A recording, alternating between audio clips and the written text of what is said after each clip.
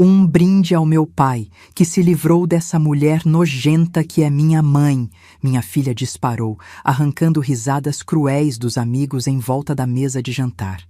Todos esperavam meu choro. Mas eu apenas limpei a boca com o guardanapo, impassível, e peguei meu celular. Abri o aplicativo do banco e, com 3 toques, desfiz o futuro que ela tanto exibia. Quando o celular dela vibrou com a notificação de cancelamento, o sangue fugiu do rosto dela. O silêncio foi ensurdecedor. Eu me levantei, sorri e disse a última coisa que ela ouviria de mim. Meu nome é Teresa, tenho 63 anos e durante 38 anos eu acreditei que tinha construído uma família. Eu estava errada. Tudo começou 6 meses atrás, quando minha filha Júlia completou 38 anos. Ela sempre foi meu orgulho, sabe? Formada em administração, casada com o Ricardo, um advogado que parecia decente, 2 filhos lindos, eu ajudei em tudo. Paguei a faculdade dela, dei a entrada no apartamento, cuidei dos netos enquanto ela construía a carreira. Fiz tudo que uma mãe faz por amor. Mas nos últimos 2 anos, alguma coisa mudou. Júlia começou a ficar diferente comigo. Ríspida, impaciente. Eu ligava e ela cortava a conversa. Eu perguntava dos netos e ela dizia que estava ocupada. Quando eu aparecia na casa dela sem avisar, sentia o clima pesado, como se eu fosse um incômodo. No começo, eu tentei entender. Pensei que ela estava estressada com o trabalho, com os filhos. Eu engolia as respostas secas, os olhares de irritação, as visitas cada vez mais raras. Mas uma mãe sente quando algo está errado. E eu sentia. O divórcio do meu ex-marido Antônio aconteceu há 5 anos. Depois de 40 anos juntos, ele simplesmente decidiu que queria outra vida.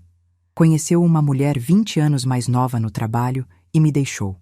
Foi doloroso, mas eu superei. Dividi os bens, fiquei com a minha casa, minhas economias e toquei a vida em frente. Júlia ficou do meu lado naquela época. Ou pelo menos eu achava que tinha ficado. 3 meses atrás, comecei a notar comentários estranhos. Júlia mencionava o pai com frequência, sempre elogiando. Dizia que ele estava bem, que a vida dele tinha melhorado, que ele parecia mais feliz. Eu não dava muita atenção, até que um dia ela soltou uma frase que me gelou. Mãe, você já pensou que talvez o papai tivesse razões para ir embora? Eu fiquei em silêncio. Ela continuou. Não estou dizendo que foi certo, mas às vezes as pessoas sufocam dentro de um casamento. Às vezes elas precisam de liberdade. Liberdade. Essa palavra ecoou na minha cabeça durante dias. Eu comecei a perceber que Júlia estava reescrevendo a história do nosso casamento na cabeça dela. De repente, eu era a vilã. A mulher chata que sufocou o pobre homem durante 40 anos. Mas eu ainda não entendia de onde vinha isso. Até que há 2 meses, uma amiga da minha irmã me contou algo que mudou tudo. Ela tinha visto Júlia e Ricardo almoçando com Antônio e a namorada dele, a Viviane. Todos juntos, rindo, como uma grande família feliz. Meu estômago revirou. Júlia estava se encontrando com o pai e a mulher que destruiu nosso casamento e não tinha me contado nada. Eu liguei para ela imediatamente. Júlia, é verdade que você está se encontrando com seu pai e aquela mulher? Silêncio do outro lado da linha. Mãe, ele é meu pai. Eu tenho direito de ter uma relação com ele. Mas você não me contou nada, porque eu sabia que você ia fazer esse drama todo. Olha só como você está sendo. Você não me controla. Ela desligou na minha cara. Eu fiquei ali, segurando o telefone, sentindo meu coração despedaçar. Não era sobre ela ver o pai. Era sobre as mentiras, sobre me excluir. Sobre me tratar como se eu fosse o problema. Nas semanas seguintes, a situação piorou. Júlia parou de me atender. As mensagens ficavam no visto. Quando eu conseguia falar com ela, o tom era gélido, distante. Ela dizia que eu era dramática, que eu precisava amadurecer, que eu tinha que aceitar que as coisas mudaram. Mas eu ainda não sabia o pior que estava por vir. Há 1 mês, recebi um convite no WhatsApp. Era para o aniversário de casamento de Júlia e Ricardo, 15 anos juntos. Uma festa grande, em um salão chique. Eu fiquei feliz. Pensei que era um sinal de reconciliação. Comprei um vestido novo, um presente caro e fui com o coração cheio de esperança. Quando cheguei ao salão, a primeira coisa que vi foi Antônio. E ao lado dele, Viviane. Os dois estavam na mesa principal, rindo, conversando com Júlia e Ricardo como se fossem família. Meu sangue ferveu, mas eu respirei fundo. Eu não ia fazer escândalo. Eu ia manter a compostura. Me sentei em uma mesa do canto, sozinha. Alguns parentes vieram me cumprimentar, mas a maioria estava na mesa principal, ao redor dos noivos de Antônio e Viviane. Eu me sentia invisível. Durante a festa inteira, Júlia mal olhou para mim. Ricardo também me ignorou. Era como se eu fosse uma estranha naquela festa. E então chegou a hora dos discursos. Ricardo levantou e fez um brinde longo, agradecendo aos sogros, no plural. Ele agradeceu a Antônio pela sabedoria, pela presença, pelo apoio. Não mencionou meu nome uma vez. Nenhuma vez. Depois foi a vez de Júlia. Ela pegou a taça de champanhe, olhou para a plateia e começou a falar. Agradeceu aos amigos, aos colegas de trabalho, aos familiares. Agradeceu ao Ricardo pela parceria. E então ela virou para a mesa principal e disse: Eu quero agradecer especialmente ao meu pai, que sempre foi meu exemplo de força e renovação. Papai, você me ensinou que a vida é sobre coragem de fazer escolhas difíceis, sobre ter coragem de buscar a própria felicidade, mesmo quando as pessoas ao seu redor não entendem. Ela pausou. Meu coração acelerou. E então ela continuou, com um sorriso no rosto. E quero agradecer também a Viviane, que trouxe luz para a vida do meu pai, e me mostrou que às vezes as pessoas entram na nossa vida para nos salvar de situações tóxicas. Situações tóxicas. Eu senti o chão desabar debaixo dos meus pés. Algumas pessoas na plateia olharam para mim de soslaio. Outras baixaram os olhos. Júlia ergueu a taça e disse, alto e claro: Um brinde ao meu pai, que se livrou dessa mulher nojenta que é minha mãe. O salão inteiro explodiu em risos. Não eram risadas desconfortáveis. Eram risadas de aprovação, risadas cruéis. Eu olhei ao redor e vi rostos que eu conhecia há anos, primos, tios, amigos da família, todos rindo da humilhação pública da mulher que tinha criado aquela festa, que tinha pago metade daquela celebração. Antônio levantou a taça com um sorriso vitorioso. Viviane também. Ricardo riu e bateu palmas. E Júlia, minha filha, a criança que eu carreguei no ventre, que eu amamentei, que eu criei com todo o meu amor, me encarou com olhos cheios de desprezo. Todos esperavam meu choro. Esperavam que eu saísse correndo, humilhada, destruída. Mas algo dentro de mim se quebrou naquele momento. E quando algo se quebra por completo, às vezes uma nova coisa nasce no lugar. Algo mais frio, mais calculado. Eu não chorei. Limpei a boca calmamente com o guardanapo de tecido. Peguei minha bolsa. Tirei meu celular de dentro dela e, com toda a calma do mundo, desbloqueei a tela. O salão ainda ria. Júlia ainda me olhava com aquele sorriso cruel nos lábios. Abri o aplicativo do meu banco. Aquele banco onde eu tinha 3 contas. A primeira era minha conta pessoal, com minhas economias de 63 anos de vida. A segunda era uma conta conjunta que eu tinha aberto com Júlia anos atrás, quando ela estava começando a vida, para emergências. Eu depositava dinheiro lá regularmente. E a terceira era uma conta poupança que eu tinha aberto no nome dela quando ela nasceu, e que eu alimentei durante 38 anos. Naquela terceira conta tinha R$ 243 mil. Dinheiro que eu juntei, mês após mês, ano após ano, para garantir que minha filha sempre tivesse um colchão de segurança. Dinheiro que ela sabia que existia. Dinheiro que ela contava para comprar a casa nova que tanto queria. Com 3 toques na tela, eu desfiz a conta poupança e transferi todo o valor para minha conta pessoal. 3 toques. R$ 243 mil. Sumidos. O celular de Júlia vibrou na mesa principal. Ela pegou, olhou a tela e eu vi exatamente o momento em que a notificação do banco apareceu. Conta poupança encerrada. Saldo zerado. O sangue fugiu do rosto dela. O sorriso cruel desapareceu. Ela ficou branca, completamente branca. Olhou para mim com os olhos arregalados, incrédula. O silêncio foi ensurdecedor.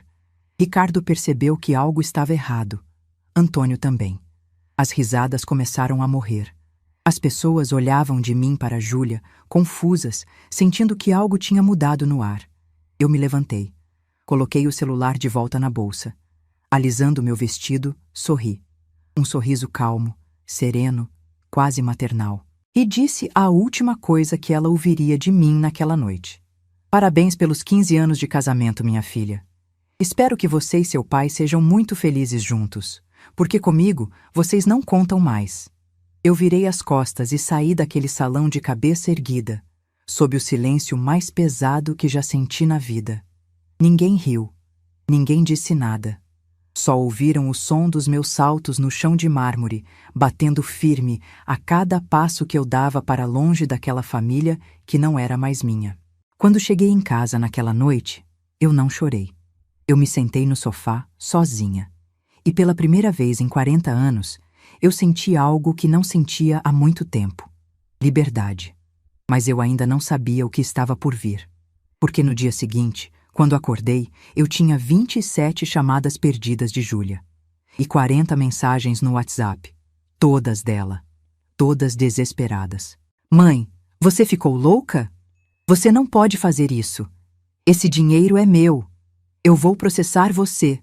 Você vai me pagar por isso. Eu li todas as mensagens com calma. Tomei meu café. E então respondi apenas uma coisa. O dinheiro era meu. A conta estava no meu nome. Eu alimentei ela durante 38 anos. E agora eu decidi o que fazer com ele. Você me ensinou ontem que família é sobre escolhas. Eu fiz a minha. Bloqueei o número dela. Mas claro que ela não ia desistir tão fácil. 2 horas depois, Ricardo apareceu na porta da minha casa. Ele tocou a campainha insistentemente. Bateu na porta. Gritou meu nome. Eu não abri. Liguei para a polícia e disse que tinha um homem perturbando minha paz. Eles vieram, conversaram com ele e ele foi embora. Naquela tarde, Antônio me ligou. Eu atendi, curiosa para ouvir o que ele tinha a dizer. Teresa, você precisa devolver esse dinheiro para a Júlia. Isso é coisa de criança. Você está sendo infantil. Eu ri. Pela primeira vez em 5 anos, eu ri na cara do meu ex-marido. Infantil? Eu? Antônio, você largou 40 anos de casamento por uma mulher que poderia ser sua filha, humilhou nossa família inteira e agora vem me dizer o que é ser adulto? A Júlia aprendeu com você a fazer escolhas. Eu também estou fazendo as minhas. Desliguei. Mas eu sabia que aquilo não ia parar. Júlia não ia aceitar perder aquele dinheiro. E eu estava certa. Porque 3 dias depois, eu recebi uma notificação judicial. Júlia estava me processando. Ela alegava que o dinheiro era dela por direito, que eu tinha prometido, que era uma doação verbal e que eu estava agindo de má fé. Quando li aquele processo, eu senti algo dentro de mim endurecer ainda mais. Minha própria filha estava me processando. Ela estava disposta a me arrastar para um tribunal, a sujar meu nome, a destruir o que restava da nossa relação, tudo por dinheiro. Foi nesse momento que eu decidi que não ia apenas me defender. Eu ia contra-atacar. E eu tinha munição. Muita munição. Porque durante todos aqueles anos, eu guardei tudo. Todas as transferências que fiz para a Júlia. Todas as contas que paguei. Todos os presentes caros que dei. Eu tinha recibos, comprovantes, mensagens. E mais do que isso, eu tinha informações que Júlia não sabia que eu tinha. Eu sabia, por exemplo, que ela e Ricardo estavam com dívidas. Dívidas grandes. Eles tinham feito um empréstimo de R$180 mil para reformar o apartamento e comprar um carro novo. Eles contavam com aquele dinheiro da poupança para quitar o empréstimo e ainda sobrar para a casa nova. Eu sabia também que Ricardo estava com problemas no escritório de advocacia. Um cliente grande tinha saído e o faturamento tinha caído. Eles estavam sufocados financeiramente, e aquele dinheiro era a tábua de salvação deles. E eu sabia uma coisa que Júlia jamais imaginaria que eu descobriria. Uma coisa que mudaria tudo. Há 2 meses, antes de tudo isso explodir, eu tinha almoçado com uma prima distante, a Marlene. Ela trabalha como assistente social na prefeitura. Durante o almoço, ela mencionou casualmente que tinha visto o nome da Júlia em uma lista de beneficiários de um programa de auxílio para famílias de baixa renda. Eu fiquei confusa. Júlia não era de baixa renda. Ela e Ricardo tinham rendimentos bons. Mas Marlene me explicou que, às vezes, as pessoas omitiam informações nas declarações para se qualificar para os programas. Eu pedi para Marlene verificar discretamente. E o que ela descobriu me deixou gelada. Júlia tinha declarado uma renda muito menor do que a real para se qualificar para um programa habitacional. Ela tinha omitido os rendimentos de Ricardo, tinha omitido aluguéis que recebia de um pequeno imóvel que tinham comprado. E tinha recebido um subsídio de R$ 45 mil do governo para a compra de imóvel. Isso era adulteração. Isso era o que o governo chama de obtenção de benefício de forma irregular. Isso podia dar processo. Isso podia dar devolução do dinheiro com multa. Isso podia destruir a reputação de Ricardo como advogado. E eu tinha guardado essa informação, sem saber que um dia eu precisaria usar. Quando recebi aquele processo de Júlia, eu soube que tinha chegado a hora. Eu liguei para um advogado, o Dr. Henrique, um homem de 60 anos, sério, competente, que tinha me ajudado no meu divórcio. Contei tudo para ele. Mostrei os documentos, mostrei as provas que eu tinha. Dr. Henrique me olhou por cima dos óculos e disse: Teresa, você tem muito mais do que precisa para se defender. Mas se você quiser, você pode fazer muito mais do que isso. Você pode virar esse jogo completamente. Como? Você pode entrar com uma ação de cobrança contra sua filha. Cobrar de volta tudo que você investiu na vida dela. Todas as doações, todos os pagamentos. No Brasil, doações podem ser revogadas em caso de ingratidão. E o que ela fez com você na festa, na frente de todos, se encaixa perfeitamente na definição legal de ingratidão. Eu senti meu coração acelerar. E quanto ao benefício do governo? Isso é separado. Mas se você tiver provas concretas, isso pode ser reportado ao Ministério Público. As consequências para ela seriam sérias. Eu respirei fundo. Olhei para aquele processo que minha filha tinha movido contra mim. Olhei para as palavras escritas ali, acusando-me de má-fé, de roubo, de manipulação. Vamos em frente, Dr. Henrique, com tudo. Mas espera. Antes de eu contar o que aconteceu depois, me diz uma coisa. Você acha que eu exagerei? Ou você teria feito a mesma coisa no meu lugar? Deixa aqui embaixo, eu quero saber a sua opinião sincera. Nos dias seguintes, Dr. Henrique e eu trabalhamos como uma máquina. Ele me orientou a juntar absolutamente tudo que eu tinha. Cada comprovante, cada recibo, cada transferência bancária. E eu tinha muita coisa. Durante 38 anos, eu fui uma mãe presente. Mais do que presente. Eu fui a rede de segurança de Júlia em cada fase da vida dela. Quando ela quis fazer faculdade em uma universidade particular cara, eu paguei. R$ 68 mil em mensalidades ao longo de 4 anos e meio. Quando ela se formou e quis fazer uma pós-graduação, eu paguei também. Mais R$ 22 mil. Quando ela casou, eu dei a entrada no apartamento. R$ 110 mil. Quando os netos nasceram, eu comprei o enxoval completo, paguei a enfermeira particular, dei o berço importado, o carrinho de luxo. Mais R$ 15 mil. Quando Júlia quis abrir a primeira empresa, uma lojinha de roupas que faliu em 8 meses, eu investi. R$ 30 mil que nunca voltaram. Quando ela e Ricardo quiseram fazer aquela viagem para a Europa para comemorar 10 anos de casados, eu paguei metade. R$ 18 mil. Eu somei tudo. Com juros e correção monetária, o valor total que eu tinha investido na vida de Júlia chegava a R$ 437 mil. R$ 437 mil que eu tinha dado de coração aberto, sem esperar nada em troca.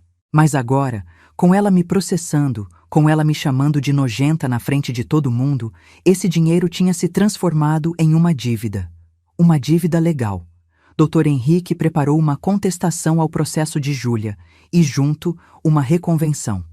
É um termo jurídico que significa que eu não estava apenas me defendendo, eu estava contra-atacando no mesmo processo. Eu estava cobrando tudo de volta, com base no artigo do Código Civil que permite revogar doações em caso de ingratidão. E ingratidão, segundo a lei, inclui ofensas graves à honra do doador. Chamar a própria mãe de nojenta em público, na frente de dezenas de pessoas, se encaixava perfeitamente. Mas Dr. Henrique foi além. Ele conseguiu juntar testemunhas, pessoas que estavam na festa e que ficaram chocadas com o que Júlia fez. 3 primas minhas aceitaram dar depoimento. Elas descreveram a cena, o tom de voz de Júlia, as risadas, a humilhação pública. Uma delas até tinha gravado um vídeo de 15 segundos, onde dava para ouvir claramente a voz da Júlia dizendo aquelas palavras. Um brinde ao meu pai, que se livrou dessa mulher nojenta que é minha mãe. Quando ouvi aquele vídeo de novo, no escritório do Dr. Henrique, eu senti uma dor física no peito. Mas ao mesmo tempo, eu senti uma clareza absoluta. Não havia volta. Não havia reconciliação possível. O que tinha sido feito não podia ser desfeito. Entreguei a Dr. Henrique também as informações sobre o benefício habitacional que Júlia tinha recebido irregularmente. Ele verificou tudo, cruzou os dados e confirmou. Júlia tinha omitido informações na declaração. Ela tinha se beneficiado de um programa que não era para ela. Teresa, se eu reportar isso ao Ministério Público, as consequências vão ser sérias. Júlia vai ter que devolver os R$45 mil com multa. Pode chegar a R$70 mil no total. E Ricardo, como advogado, pode responder também, porque ele certamente estava envolvido na preparação dos documentos. Faça o que tem que ser feito, doutor. Ele assentiu. Enquanto isso, Júlia continuava me bombardeando. Como eu tinha bloqueado o número dela, ela passou a me mandar e-mails. E-mails longos, raivosos, me acusando de destruir a vida dela, de ser uma mãe horrível, de ser vingativa, de ser cruel. Um dos e-mails dizia: "Você sempre foi assim, mãe, sempre controladora, sempre usando o dinheiro para manipular todo mundo. Você acha que porque pagou as coisas você é dona de mim? Você acha que pode controlar minha vida? Eu cresci, mãe. Eu não preciso mais de você. E você não aguenta isso, não aguenta que eu tenha minha própria vida, minha própria família. Por isso você está fazendo isso. Por ciúmes, por inveja. Porque você é uma mulher amargurada que não consegue ver a filha feliz." Eu li aquele e-mail 3 vezes. E cada vez que lia, eu ficava mais tranquila com a decisão que tinha tomado. Porque Júlia tinha reescrito a história inteira na cabeça dela. Eu não era mais a mãe que sacrificou tudo por ela. Eu era a vilã, a controladora, a amarga. E se era assim que ela me via, então não havia razão para eu continuar sendo a mãe devotada. Não havia razão para eu continuar me sacrificando.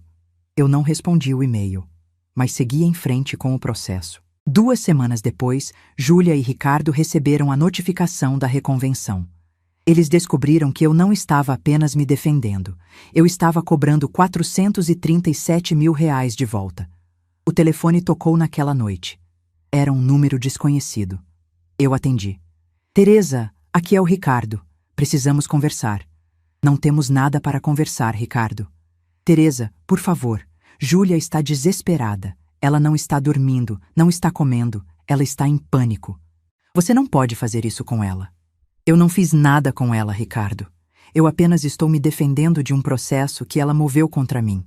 "Mas você está cobrando um valor absurdo. R$400 mil. Você sabe que a gente não tem esse dinheiro." "Eu sei exatamente quanto vocês têm, Ricardo. Eu sei das dívidas, eu sei do empréstimo, eu sei de tudo. E não é problema meu." "Teresa, pelo amor de Deus, pense nos seus netos. Pense no Pedro e na Laura. Eles vão sofrer com isso. Essa foi a gota d'água." "Você está usando meus netos como chantagem emocional, Ricardo? Vocês me humilharam, me chamaram de nojenta, me excluíram da família e agora querem que eu pense nos netos? Onde estavam os netos quando Júlia estava rindo da minha cara na frente de todo mundo?" Silêncio do outro lado. "Deixa eu te falar uma coisa, Ricardo. Eu passei 63 anos da minha vida colocando os outros na frente de mim. Eu coloquei meu marido na frente. Eu coloquei minha filha na frente. Eu sempre fui a última. Sempre fui a que cedia, a que perdoava, a que engolia. E sabe onde isso me levou? Me levou para uma festa onde minha própria filha me chamou de nojenta. Então não. Eu não vou pensar nos netos. Eu não vou pensar em ninguém além de mim mesma, pela primeira vez na vida." Desliguei. Mas eu sabia que Júlia ainda não tinha visto o pior, porque 2 dias depois, a bomba do Ministério Público explodiu. Júlia e Ricardo receberam uma notificação oficial. O Ministério Público tinha aberto uma investigação sobre a obtenção irregular do benefício habitacional. Eles tinham 15 dias para apresentar defesa. E o documento já informava que, confirmada a irregularidade, eles teriam que devolver os R$ 45 mil com multa de 50%. R$ 72 mil. Júlia me ligou desesperada daquele número desconhecido. Eu atendi só para ouvir. Mãe, foi você que fez isso. Você está destruindo minha vida. Júlia, eu não fiz nada além de reportar uma irregularidade que eu descobri. Se você e Ricardo fizeram algo errado, vocês vão ter que responder por isso. Você é uma víbora. Você é um monstro. Eu nunca devia ter nascido de você. Talvez não, Júlia. Talvez você devesse ter nascido da Viviane, já que você a admira tanto. Eu desliguei. Naquela noite, eu dormi melhor do que tinha dormido em meses. Porque pela primeira vez, eu não estava carregando o peso da culpa. Eu não estava me perguntando se tinha sido uma boa mãe. Eu sabia que tinha sido. E eu sabia que nada que eu fizesse seria suficiente para uma filha que tinha me transformado em vilã na cabeça dela. Mas Júlia ainda tinha uma carta na manga. Uma carta que eu não esperava. Porque 3 dias depois, eu recebi uma ligação do meu filho, o Marcelo. Marcelo é meu filho mais velho. 3 anos mais velho que Júlia. Ele mora em Curitiba, é casado, tem uma filha pequena. Nós sempre tivemos uma relação boa, mas distante. Ele sempre foi mais reservado, mais independente. Depois que ele se mudou para Curitiba há 10 anos, a gente se fala pouco. Algumas ligações, algumas mensagens, visitas esporádicas. Mãe, a Júlia me ligou. Ela me contou tudo o que está acontecendo. Eu respirei fundo. E o que ela te contou, Marcelo? Que você tirou o dinheiro dela, que você está processando ela, que você denunciou ela para o governo. E você acredita na versão dela? Silêncio.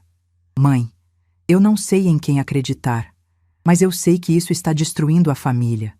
Eu sei que o papai está sofrendo com isso. Eu sei que a Júlia está desesperada. O seu pai está sofrendo? Marcelo, seu pai me traiu e me largou há 5 anos. Ele não sofre com nada, a não ser com o próprio ego. Mãe, independente do que aconteceu entre você e o papai, a Júlia é sua filha. Você não pode fazer isso com ela. Marcelo, você estava na festa? Não, eu não pude ir. Então você não viu o que ela fez comigo. Você não ouviu o que ela disse. Você não viu a humilhação pública que eu passei. Mãe, mas processar a própria filha? Cobrar R$ 400 mil? Isso não está certo. Eu senti meu coração apertar, porque ali estava meu filho, meu primogênito, tomando o lado da irmã, sem nem conhecer toda a história, sem nem tentar entender o meu lado. Marcelo, eu vou te mandar o vídeo. Eu vou te mandar as provas. E depois que você ver tudo, você me liga de volta e a gente conversa. Mas não venha me julgar sem saber da história completa. Eu desliguei. Mandei o vídeo para ele. Mandei os prints das mensagens agressivas de Júlia. Mandei os e-mails. Mandei tudo. Ele não me ligou de volta. E foi nesse momento que eu percebi que Júlia estava fazendo o que manipuladores sempre fazem. Ela estava virando a família inteira contra mim. Ela estava se colocando como a vítima. E muita gente estava comprando essa história. Mas eu tinha algo que Júlia não esperava que eu tivesse. Eu tinha uma aliada. Uma pessoa que conhecia a verdade. Uma pessoa que tinha testemunhado tudo de perto durante anos. Minha irmã, Sônia. Sônia é 4 anos mais nova que eu. Nós sempre fomos próximas, mas nos últimos anos, com a correria da vida, nós tínhamos nos afastado um pouco. Ela mora em São José dos Campos, a 1 hora de distância de mim. Nós nos falávamos por WhatsApp, mas nos víamos pouco. Quando tudo explodiu, eu liguei para ela. Contei tudo, mandei o vídeo. E Sônia ficou em choque absoluto. Teresa, eu não acredito que a Júlia fez isso. Eu não acredito que ela foi capaz. Eu também não acreditava, Sônia. Mas foi. E o Antônio estava lá, rindo? Estava. E a Viviane também. Sônia ficou em silêncio por um momento. Você sabe o que eu acho, Teresa? Eu acho que o Antônio está por trás disso. Como assim? Pensa comigo. A Júlia sempre foi próxima de você. E de repente, nos últimos 2 anos, ela muda completamente. Ela começa a te tratar mal, a te excluir, a se aproximar do pai. Você acha que isso foi espontâneo? Eu acho que alguém está enchendo a cabeça dela. E esse alguém é o Antônio. Eu fiquei pensando. Fazia sentido. Antônio sempre foi manipulador. Ele sempre soube exatamente o que dizer para conseguir o que queria. E ele tinha um motivo para virar a Júlia contra mim. Culpa. Antônio me traiu. Ele destruiu uma família de 40 anos. Ele machucou profundamente nossa filha na época. Mas agora, com o tempo, ele estava reescrevendo a história. Ele estava se pintando como a vítima, como o homem que finalmente encontrou a felicidade. E para isso funcionar, ele precisava que eu fosse a vilã. E Júlia, que sempre idolatrou o pai, comprou essa narrativa. Sônia, mesmo que seja verdade, o que eu posso fazer?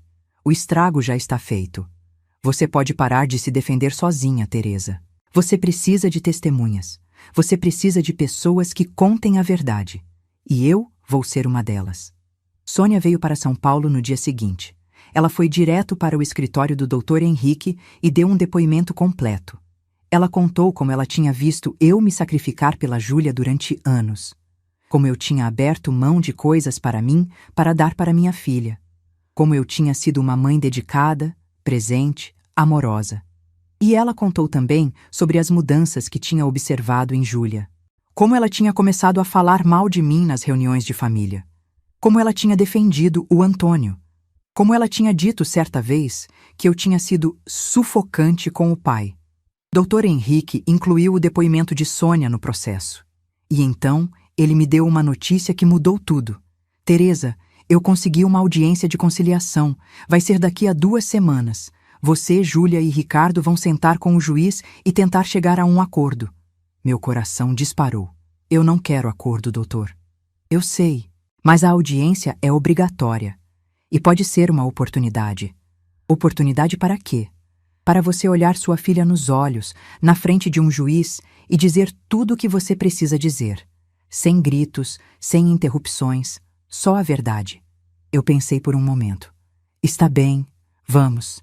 Nas 2 semanas seguintes, eu me preparei. Eu ensaiei o que ia dizer. Eu juntei forças, porque eu sabia que aquela audiência seria o confronto definitivo. Ali, eu ia olhar para a minha filha e dizer tudo o que estava entalado na minha garganta. E então, o dia chegou. Era uma quinta-feira de manhã. Eu cheguei ao fórum às 8h30. Dr. Henrique já estava lá, esperando. Ele me cumprimentou com um aceno de cabeça e disse: "Você está pronta?" "Estou." Entramos na sala de audiências. Era uma sala pequena, com uma mesa grande no centro. O juiz ainda não tinha chegado. Eu me sentei de um lado da mesa, Dr. Henrique ao meu lado. 5 minutos depois, a porta se abriu e Júlia entrou. Eu não a via pessoalmente desde a festa. Fazia mais de um mês. Ela estava diferente, mais magra, com olheiras profundas, o cabelo preso de qualquer jeito. Ela me olhou com uma mistura de raiva e desespero. Ricardo entrou logo atrás dela. Ele também estava com uma aparência cansada, derrotada. O advogado deles, um homem mais jovem que eu não conhecia, fechou a porta. Ficamos ali, em silêncio, esperando o juiz. O clima era sufocante. Júlia me encarava. Eu segurava o olhar dela, sem desviar. Então, o juiz entrou. Um homem de uns 50 anos, cabelos grisalhos, expressão séria. Ele se sentou, ajeitou os óculos e olhou para todos nós. "Bom dia. Essa é uma audiência de conciliação no processo número tal.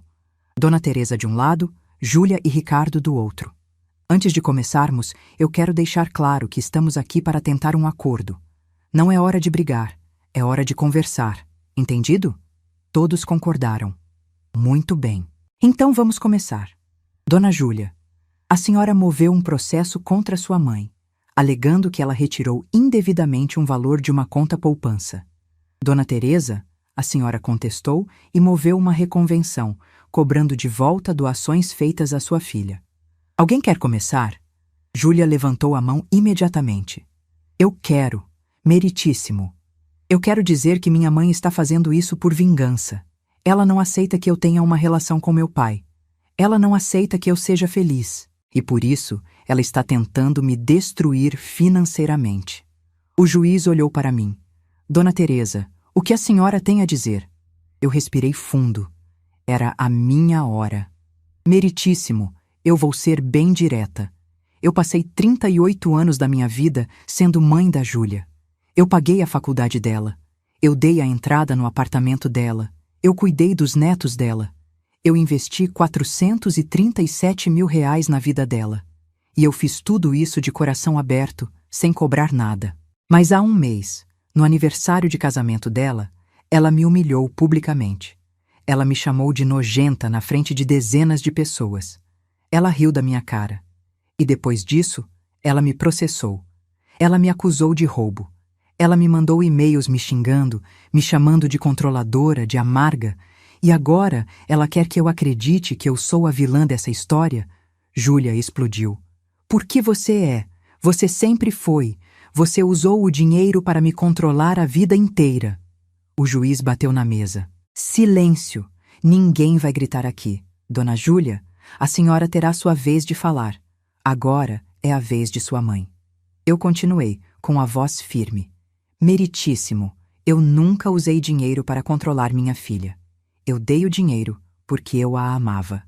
Porque eu queria que ela tivesse oportunidades que eu não tive. Mas ela transformou esse amor em controle na cabeça dela. Ela transformou cada sacrifício que eu fiz em manipulação. E eu não aceito isso. O juiz olhou para Júlia. Dona Júlia, a senhora tem provas de que sua mãe usava o dinheiro para controlá-la? Júlia hesitou. Ela sempre deixava claro que tinha me ajudado. Sempre jogava na minha cara. Eu nunca joguei nada na sua cara, Júlia. Eu disse sentindo a raiva subir. Eu nunca cobrei nada de você. Não precisava cobrar com palavras, mãe. Você cobrava com atitudes, com aquele olhar de decepção quando eu não fazia o que você queria. Eu ri. Uma risada amarga. Júlia, você está reescrevendo a história inteira para se encaixar na vítima. Porque é mais fácil me transformar em vilã do que admitir que você se tornou uma pessoa cruel. O advogado de Júlia interveio. Meritíssimo, a questão aqui não é quem foi cruel ou não. A questão é que Dona Teresa retirou um valor que estava destinado à sua filha. Um valor que foi acumulado ao longo de 38 anos com a promessa de que seria da Júlia. Dr. Henrique respondeu imediatamente. A conta estava no nome da Dona Teresa. Ela era a única titular. Ela podia fazer o que quisesse com o dinheiro. E mais, ela só tomou essa decisão depois de ser humilhada publicamente pela filha. É uma reação legítima. O juiz olhou para os documentos. Eu tenho aqui um vídeo da festa onde Dona Júlia faz um brinde. Eu vou reproduzir. Meu coração acelerou. O juiz apertou play no notebook e a voz de Júlia ecoou na sala. Um brinde ao meu pai que se livrou dessa mulher nojenta que é minha mãe. O som das risadas preencheu o silêncio. Júlia baixou a cabeça. Ricardo colocou a mão no rosto. O juiz pausou o vídeo. Dona Júlia, a senhora confirma que essas são suas palavras? Júlia não respondeu. Dona Júlia, eu perguntei se a senhora confirma. Eu confirmo, ela disse baixinho. E a senhora consegue entender por que sua mãe se sentiu ofendida? Júlia olhou para mim com raiva. Eu estava com raiva. Eu falei sem pensar. Sem pensar? Eu disse, sentindo as lágrimas chegarem. Júlia, você ensaiou aquilo. Você preparou aquele brinde. Você olhou para mim e disse aquelas palavras com toda a intenção de me machucar. Não venha dizer que foi sem pensar. Júlia começou a chorar. Você não entende, mãe. Você não entende o que eu passei. Você não entende como foi crescer com você me sufocando, me controlando, me fazendo sentir que eu nunca era boa o suficiente. Eu nunca fiz isso! Eu gritei, perdendo a compostura. Eu sempre te apoiei, eu sempre te amei, e você transformou tudo isso em algo horrível na sua cabeça porque seu pai te convenceu disso. O juiz bateu na mesa de novo. Silêncio, as duas. Eu respirei fundo, tentando me controlar. As lágrimas desciam pelo meu rosto, mas eu não me importava. O juiz olhou para Júlia. Dona Júlia, eu vou ser franco com a senhora. O que a senhora fez foi grave. Humilhar a própria mãe publicamente é algo que a lei brasileira considera como ingratidão. E ingratidão é motivo legal para a revogação de doações. Sua mãe tem base legal para cobrar de volta tudo que ela investiu na sua vida. Júlia soluçou. Mas eu não tenho esse dinheiro. Eu não tenho 400 mil reais. E eu não tenho mais dignidade, Júlia, eu disse com a voz quebrada. Você me tirou isso na frente de todo mundo, então a gente está quites. O juiz suspirou. Eu vou propor um acordo. Dona Teresa devolve metade do valor da poupança para Dona Júlia, 120 mil reais. E, em troca, Dona Júlia desiste do processo e se compromete a pagar, de forma parcelada, 200 mil reais para a mãe, referente às doações. Eu olhei para Dr. Henrique. Ele murmurou. É um acordo razoável. Você recebe parte do que investiu e ela desiste de te processar. Eu olhei para Júlia. Ela estava arrasada, chorando, tremendo. Parte de mim, a parte que ainda era mãe, quis ceder. Quis aceitar o acordo, perdoar, seguir em frente, mas então eu lembrei da risada dela, do olhar de desprezo, das palavras cruéis, e eu lembrei que ela não tinha pedido desculpas. Nem uma vez. Não, eu disse. O juiz olhou para mim surpreso. Como não? Eu não aceito o acordo. Dona Teresa, a senhora está abrindo mão de receber 120 mil reais. Eu sei, mas eu também não vou devolver nada para ela. E eu vou continuar com a reconvenção. Eu quero que isso vá a julgamento. Júlia me olhou com desespero. Mãe, por favor, eu vou perder tudo. A gente vai perder o apartamento. A gente tem dívidas. Por favor. Eu segurei o olhar dela. Você deveria ter pensado nisso antes de me chamar de nojenta. E eu me levantei e saí da sala. Nas semanas seguintes, a guerra se intensificou. Júlia e Ricardo ficaram desesperados. Eles sabiam que se o processo fosse a julgamento, eles podiam perder. E mais do que isso, eles tinham agora a investigação do Ministério Público sobre o benefício habitacional. E foi aí que eles começaram a jogar sujo. Muito sujo. 3 dias depois da audiência, eu recebi uma ligação de Marcelo. Ele estava nervoso. Mãe, a Júlia me ligou. Ela disse que você está tendo uns surtos, que você está confusa, agressiva. Ela disse que está preocupada com a sua saúde mental. Eu gelei. Marcelo, eu não estou tendo surto nenhum. Eu estou perfeitamente bem. Ela disse que você está obcecada com vingança, que você não está dormindo, que você está emagrecendo. Mãe, eu estou preocupado. Marcelo, isso é manipulação. Júlia está tentando me pintar como louca para invalidar tudo o que eu estou fazendo. Mas, mãe, você realmente está bem? Eu respirei fundo. Marcelo, eu estou bem. Eu estou lúcida. Eu sei exatamente o que estou fazendo. E não sou eu quem está desesperada. É sua irmã. Ele ficou em silêncio. Mãe, eu não sei mais o que pensar. Essa situação está me deixando louco. Então não pense. Fica neutro, mas não deixa a Júlia te manipular. Ele desligou sem se despedir. Mas a estratégia de Júlia não parou por aí. 2 dias depois, eu descobri que ela tinha ido até o prédio onde eu moro e tinha conversado com a síndica. Ela disse que estava preocupada comigo, que eu estava sozinha, que eu podia estar com problemas de saúde. A síndica, Dona Marlene, me ligou para perguntar se eu estava bem. Eu expliquei toda a situação. Dona Marlene ficou indignada. Que absurdo, Teresa. Sua filha está tentando te desacreditar. Isso é muito sério. Eu sei, Marlene, e eu vou me proteger. Liguei para Dr. Henrique e contei tudo. Ele ficou preocupado.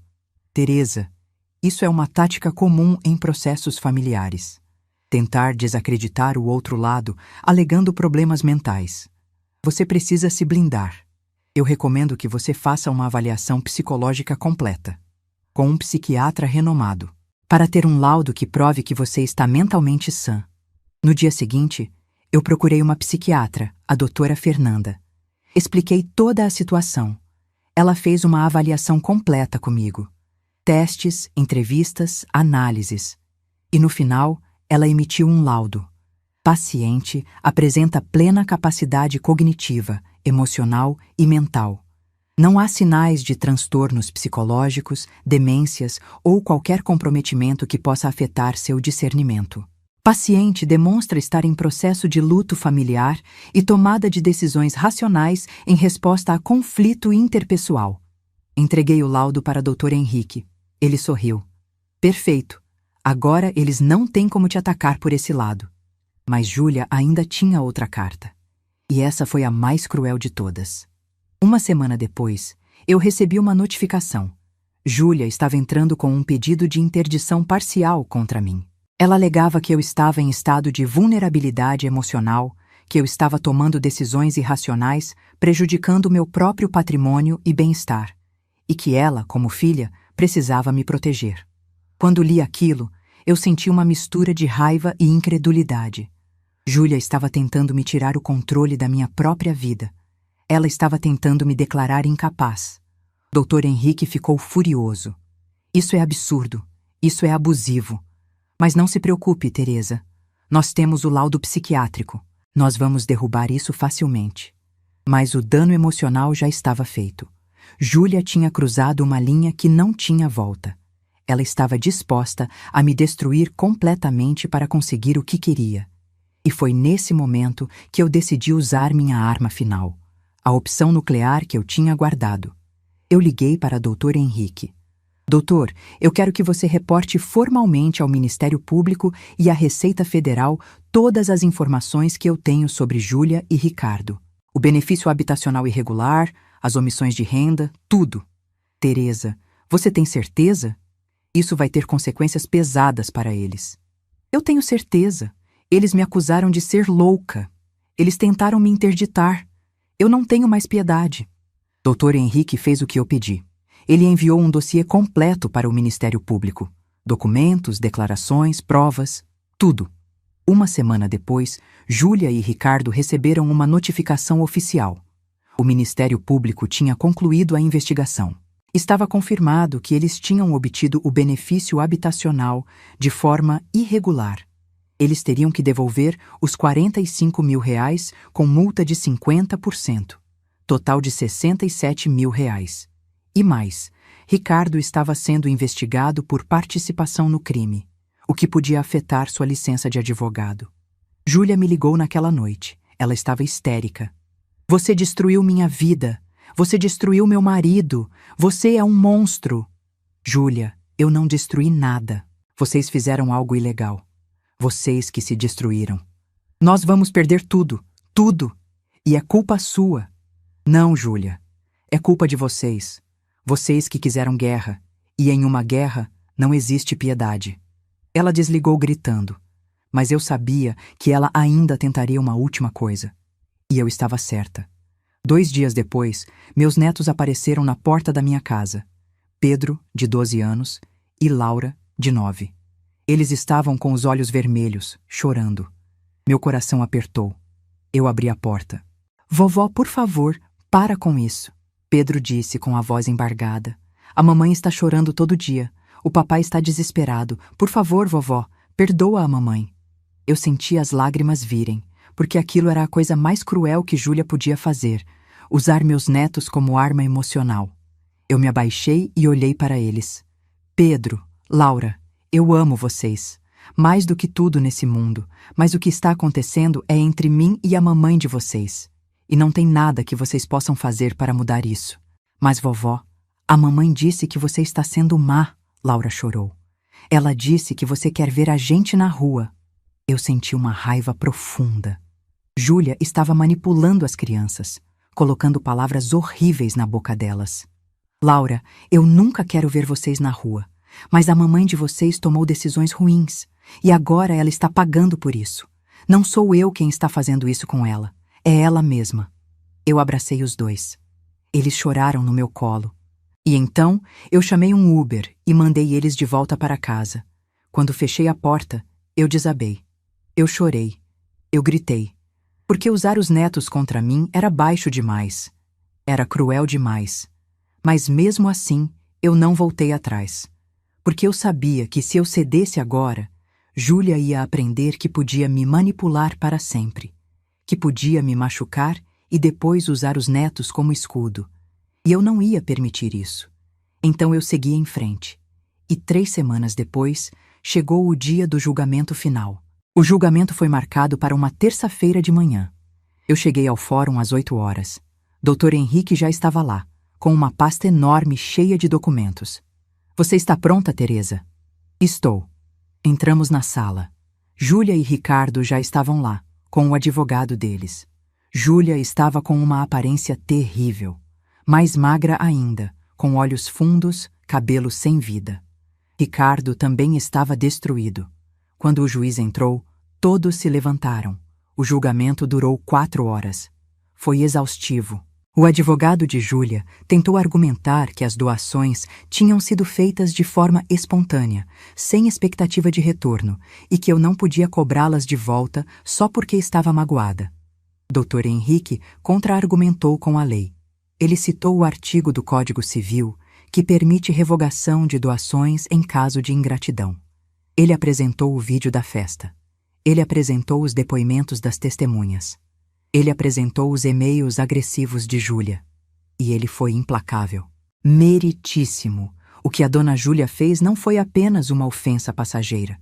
Foi uma humilhação pública, premeditada, cruel. Ela chamou a própria mãe de nojenta na frente de dezenas de pessoas. Ela riu. Ela incentivou outros a rirem. E depois, ela processou a mãe, acusando-a de roubo. Ela mandou e-mails com xingamentos. Ela tentou interditar a mãe, declarando-a incapaz. Isso não é ingratidão, meritíssimo. Isso é crueldade. O advogado de Júlia tentou minimizar. Meritíssimo, minha cliente estava emocionalmente abalada. Ela havia passado por conflitos com a mãe. Ela falou coisas que não devia, mas isso não justifica cobrar R$400 mil de volta. Dr. Henrique respondeu. Meritíssimo, a lei não exige que a ingratidão seja justificada. A lei exige apenas que ela seja grave, e chamar a própria mãe de nojenta publicamente é grave o suficiente. O juiz ouviu tudo, analisou os documentos, viu o vídeo, leu os depoimentos, e então ele se pronunciou. Eu vou ser claro. O que eu vi aqui é um caso de ruptura familiar profunda. Uma filha que humilhou a própria mãe de forma pública e cruel. E uma mãe que, em resposta, decidiu cortar os laços financeiros com essa filha. A lei brasileira permite a revogação de doações em caso de ingratidão. E o que foi demonstrado aqui se enquadra perfeitamente nessa definição. Júlia começou a chorar baixinho. No entanto, o juiz continuou, cobrar de volta absolutamente tudo que foi investido em uma filha ao longo de 38 anos é uma medida extremamente severa. Portanto, eu vou proferir a seguinte sentença. Meu coração acelerou. Dona Júlia deverá pagar a Dona Teresa o valor de R$250 mil, referente à parte das doações que podem ser legalmente revogadas. O pagamento será feito de forma parcelada ao longo de 10 anos, com juros. Dona Teresa não precisará devolver nenhum valor da poupança, uma vez que a conta estava em seu nome e ela tinha pleno direito de movimentá-la. O processo movido por Dona Júlia é julgado improcedente. Custas processuais por conta da autora. Júlia desabou. Ricardo colocou a mão no rosto. Eu fiquei imóvel. R$250 mil. Não era tudo, mas era uma vitória. Era a justiça reconhecendo que eu tinha sido vítima de ingratidão. O juiz bateu o martelo. Caso encerrado. Saímos da sala. No corredor, Júlia veio até mim. Ela estava chorando compulsivamente. Mãe, você está feliz agora? Você destruiu minha vida. Você ganhou. Está feliz? Eu olhei para ela e senti nada. Nem raiva, nem tristeza, nem pena. Nada. Júlia, eu não destruí sua vida. Você destruiu a sua própria vida quando decidiu me humilhar. E agora você vai pagar por isso. Literalmente. Ela me olhou com ódio puro. Eu nunca vou te perdoar por isso. Nunca. Eu também não vou te perdoar, Júlia. E a diferença é que eu posso viver com isso. Eu virei as costas e saí. Mas a justiça ainda não tinha terminado. Porque 2 semanas depois veio a sentença do Ministério Público sobre o benefício habitacional irregular. Júlia e Ricardo foram condenados a devolver os R$45 mil com multa, total de R$70 mil. E Ricardo foi suspenso da OAB por 6 meses por conduta antiética. Quando soube disso, eu não senti satisfação. Eu só senti um vazio enorme, porque no final das contas eu tinha ganhado. Mas o preço tinha sido perder minha filha para sempre. Os meses seguintes foram de silêncio. Júlia não tentou mais contato. Ricardo também não. Marcelo me ligou uma vez, perguntando se eu tinha certeza do que estava fazendo. Eu disse que sim. Ele desligou e não ligou mais. Eu fiquei sozinha, mas pela primeira vez em muito tempo, eu não me senti solitária. Eu me senti livre. Com o dinheiro que eu tinha guardado, eu decidi fazer coisas que eu nunca tinha feito. Eu viajei para o Nordeste, fiquei um mês em Porto de Galinhas. Eu conheci pessoas novas. Eu fiz aulas de pintura. Eu comecei a viver para mim. E então, 6 meses depois do julgamento, algo aconteceu. Eu estava em casa, assistindo televisão, quando a campainha tocou. Eu fui até a porta e olhei pelo olho mágico. Era Júlia. Ela estava sozinha, com uma aparência ainda pior do que na última vez. Magra, pálida, destruída. Eu hesitei. Parte de mim queria abrir a porta, parte de mim queria deixá-la ali fora. Eu abri. Júlia me olhou. E pela primeira vez em muito tempo, eu vi lágrimas genuínas nos olhos dela. Não lágrimas de raiva, lágrimas de dor. Mãe, eu posso entrar? Eu dei um passo para o lado. Ela entrou. Ficamos ali, em pé, na sala, em silêncio. Mãe, eu perdi tudo, ela disse com a voz quebrada. Ricardo perdeu a licença. A gente teve que vender o apartamento para pagar as dívidas. A gente está morando em um lugar pequeno, longe. As crianças tiveram que mudar de escola. A gente não tem mais nada. Eu não disse nada. E eu sei que a culpa é minha. Eu sei que eu fui horrível com você. Eu sei que eu te machuquei de um jeito que não tem volta. Mas eu vim aqui porque eu não sei mais o que fazer. Eu não sei como recomeçar. Ela começou a chorar. Mãe, eu sei que você não vai me perdoar. Eu sei que eu não mereço perdão. Mas eu só queria dizer que eu sinto muito. Eu sinto muito por tudo. Eu respirei fundo. E então eu disse o que precisava dizer.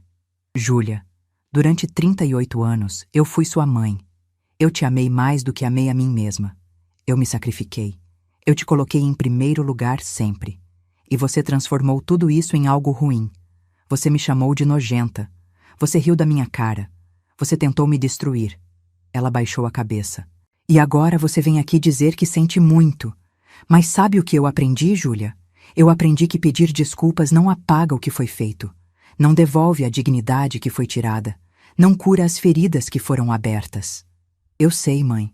Eu sei. Você perguntou se eu posso te perdoar. E a resposta é não. Não posso. Não porque eu sou cruel, mas porque o que você fez comigo matou algo dentro de mim. Matou a mãe que eu era.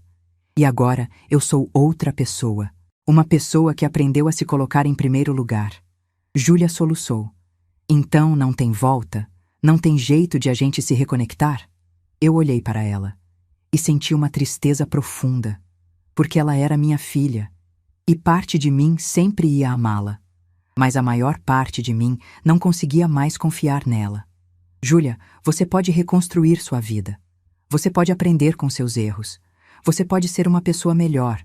Mas eu não vou estar lá para ver isso, porque eu já dei tudo o que eu tinha para dar. E agora, eu preciso viver para mim. Ela ficou em silêncio por um longo tempo. Então, ela assentiu. Eu entendo. Ela se virou para sair. Mas antes de abrir a porta, ela olhou para trás. Mãe, mesmo com tudo o que aconteceu, eu ainda te amo.